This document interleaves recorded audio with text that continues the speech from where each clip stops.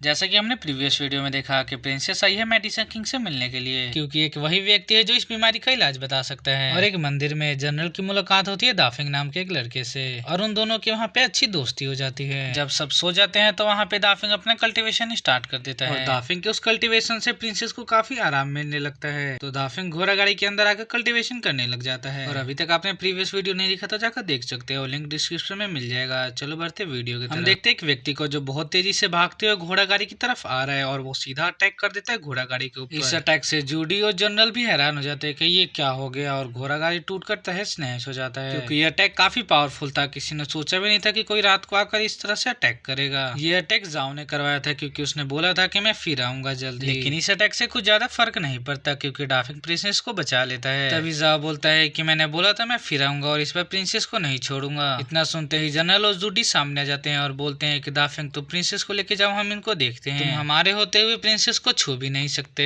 और वो दोनों सीधा अटैक कर देते हैं जाओ के ऊपर, लेकिन जाओ बहुत ज्यादा पावरफुल था, उनको एक ही अटैक से नीचे गिरा देते हैं। उसके बाद जाओ का दोस्त जोकुन भी अटैक कर देता है प्रिंसेस और दाफिंग के ऊपर। दाफिंग उसके अटैक से बचता है और उसके कुल्हाड़ी के ऊपर अपना पैर रख देता है, और देखते ही देखते उसको नीचे पुश करता है, और सब हैरान रह जाते हैं। दाफिंग बोलता है कि तुम्हें और ज्यादा कल्टीवेशन की जरूरत है, इस पावर से तुम मेरा कुछ भी नहीं बिगाड़ पाओगे। तभी जोकुन बोलता है कि लगता है तुम्हें मेरे पावर का अंदाजा नहीं है, अभी रुको मैं तुम्हें दिखाता हूँ मैं क्या कर सकता हूँ। उसके बाद जोकुन एक बहुत बड़े जायंट स्पिरिट में ट्रांसफॉर्म होने लग जाता है, और एक बहुत बड़ा जायंट स्पिरिट बन जाता है, और सीधा अटैक कर देता है प्रिंसेस और दाफिंग के ऊपर। अपना जैसे एक पैर नीचे रखता है, उसके उस एनर्जी से पीछे गिरने लग जाते हैं दोनों। उसके बाद प्रिंसेस गिरने ही वाली होती है, लेकिन तभी बचा लेता है दाफिंग। बोलता है मुझे कुछ करना होगा। तो ठीक है, मैं बिल्कुल तैयार हूँ, और मुझे लगता है कि तुम मुझे शायद टक्कर दे सकते हो, तो मैं तुम्हारे साथ फाइट करने के लिए रेडी हूँ। उसके बाद वो आगे आता है और अपने कल्टीवेशन को स्टार्ट करता है, और एक बहुत बड़े हेवन पिलर को बाहर निकालता है। हेवन पिलर को देख के सब हैरान हो जाते हैं कि क्या दाफिंग हेवन पिलर का यूज करने वाला है फाइट करने के लिए, लेकिन हाँ दाफिंग वही करने वाला था। पिलर को घुमाता है और एक कंधे पे रख लेता है, और बोलता है आ जाओ। इसको देख के सब हैरान थे कि कोई हेवन पिलर से फाइट कैसे कर सकता है। दाफिंग जोकुन के अटैक को डॉज करता है, सीधा अटैक कर देता है उसके ऊपर। जोकुन अटैक को रोकने की कोशिश करता है, लेकिन ज्यादा देर तक वो रोक नहीं पाता, क्योंकि वो अभी तक हैरान है कि कोई हेवन पिलर से कैसे फाइट कर सकता है, और साथ ही उसका यूज कैसे कर सकता है। तभी दाफिंग पिलर को घुमाता है और हिट करता है जोकुन को, और उससे उसके मुंह से ब्लड आने लगता है, और जाके नीचे गिर जाता है, और अपने असली रूप में भी आ जाता है, और वहां से वो दोनों भाग जाते हैं। अगले ही सीन में हमें दिखाया जाता है जहाँ पे चारों बैठ के आपस में बात कर रहे हैं। तभी छोटी बोलती है प्रिंसेस से, आप अब कभी भी बीमार नहीं पड़ेंगी। तो प्रिंसेस बोलती हाँ तुमने सही कहा, और ये सब हुआ है दाफिंग की वजह से। अगर दाफिंग नहीं होता तो मैं अभी भी चांदनी रात में तड़प रही होती। तभी दाफिंग बोलता है आप ये बोलकर मुझे शर्मिंदा कर रही हैं। तभी दाफिंग बोलता है कि आपके लिए तो इतना कर ही सकता हूँ मैं। तभी जूडी बोलती है कि अपनी ये गंदी नजर प्रिंसेस से हटा लो, नहीं तो मैं तुम्हारी आंखें निकाल लूंगी। अगले ही सीन में हमें दिखा जाता है जोकुन और जाओ को, जो कि एक नदी किनारे पानी पी रहे हैं और बात कर रहे हैं। फिर से मैं हार गया, यानी मुझे एक ही दिन में 2 बार सामना करना पड़ गया है हार का, और ये कैसे हो सकता है, कोई हेवन पिलर से फाइट कैसे कर सकता है, क्या तुम्हें कुछ समझ में आ रहा है। बोलता है कि मुझे नहीं पता, कि आज से पहले तो मैंने कभी नहीं देखा किसी को हेवन पिलर से फाइट करते हुए। अगले सीन में फिर से हमें दाफिंग को दिखाया जाता है, जहाँ पे जनरल पूछता है कि तुम मुझे बताओ कि तुमने वो कैसे किया। दाफिंग बोलता है तुम किसकी बात कर रहे हो। जनरल बोलता है कि तुमने हेवन पिलर को कैसे निकाला, और तुम उसको छू कैसे पा रहे हो, फाइट कैसे कर रहे थे। देखो मैं भी हेवन पिलर का यूज नहीं कर पा रहा हूँ, क्योंकि ये एक एल्यूजन है, इसको हम यूज नहीं कर सकते, लेकिन तुम कर पा रहे थे। दाफिंग बोलता है मुझे समझ नहीं आ रहा तुम कैसे नहीं कर पा रहे हो, लेकिन मैं बचपन से इसका यूज करता आ गया और फाइट के लिए इसका इस्तेमाल करता हूँ। मैं जरा हल्का होके आया, 1 मिनट रुको। और अगले सीन में हमें एक व्यक्ति को दिखाया जाता है जो बोलता है तुमने किसी व्यक्ति को हेवन पिलर से फाइट करते हुए देखा है, और वो बिल्कुल सच है। मुझे ऐसे ही एक व्यक्ति की तलाश है, क्या तुम मेरी मदद कर सकते हो उसको ढूंढने में। तभी जाओ बोलता है कि तुम कौन हो, और तुम्हारी हिम्मत कैसे हुई हमारी बातें सुनने की। तभी व्यक्ति अपने एक बैच दिखाता है, इस बैच को देखते ही दोनों घुटने के बल बैठ जाते हैं, और बोलते हैं हमसे गलती हो गई, अब तुम दोनों मेरी मदद करोगे उस इंसान तक पहुंचने में जो हेवन पिलर का यूज कर रहा था, चलो अब मेरे पीछे आओ। इतना सुनते ही वो दोनों उसके पीछे जाने लगते हैं, और अगले ही सीन में हमें दिखाया जाता है प्रिंसेस को, जो अपनी यूसान सिटी में वापस आ चुकी है और बहुत ज्यादा खुश है। तभी वहीं पे एक हेक्सी नाम की लड़की आती है और बोलती है कि मुझे माफ कर दीजिए, मैं असमर्थ रही ढूंढने में मेडिसन किंग को, और आप मुझे इसके लिए कोई भी सजा दे सकती है, मुझे मंजूर है। तभी बोलती है प्रिंसेस की इसकी कोई जरूरत नहीं है। उसके बाद प्रिंसेस पूछती है दाफिंग से कि दाफिंग तुम्हें ये जगह कैसा लगा, आओ मैं तुम्हें घुमा कर लाती हूँ। दाफिंग पूछता है कि हम कहाँ पर जा रहे हैं। प्रिंसेस बोलती है कि आज मैं तुम्हें सिटी को एक्सप्लोर कराने वाली हूँ, तो चलो मेरे पीछे आ जाओ। बीच बीच में चीजें पसंद आने पर प्रिंसेस खरीद ले रही थी, और वो दाफिंग को पकड़ा देती है। दाफिंग उन सामान को लेकर ठीक से चल भी नहीं पा रहा था, लेकिन तभी रास्ते में उसको दिखाई देता है गॉड की मूर्ति। जैसी मूर्ति को देखता है उसको याद आ जाता है कि ये मूर्ति वैसी लग रही है जो पहले टूट गई थी, लेकिन ये न टूट जाए और बोलते ही ये भी टूट जाता है। सब हैरान हो जाते हैं, यहाँ तक कि प्रिंसेस भी कि ये कैसे हो सकता है, ये मूर्ति तो किसी भी कीमत पे नहीं टूटनी चाहिए, लेकिन ये टूट गई। तभी प्रिंसेस पूछती है हेक्सी से कि क्या यहाँ पे और भी मूर्ति है भगवान की? तभी वो बताती है कि 4 मूर्ति है जिसमें से 2 टूट चुकी है। प्रिंसेस बोलते है कि चलो तीसरी जगह पे चलते हैं, अगर वहाँ पे साचिन के आते ही वो मूर्ति टूट जाती है तो हम समझ जाएंगे कुछ तो मिस्ट्री है दाफिंग के अंदर, और ये दाफिंग की वजह से ही मूर्तियां टूट रही है। और वैसा ही होता है, जैसी दाफिंग पहुंचता है मूर्ति भी टूट जाती है। उसके बाद प्रिंसेस बोलती है हेक्सी को कि तुम तीनों की तीनों मूर्तियां बनवा दो,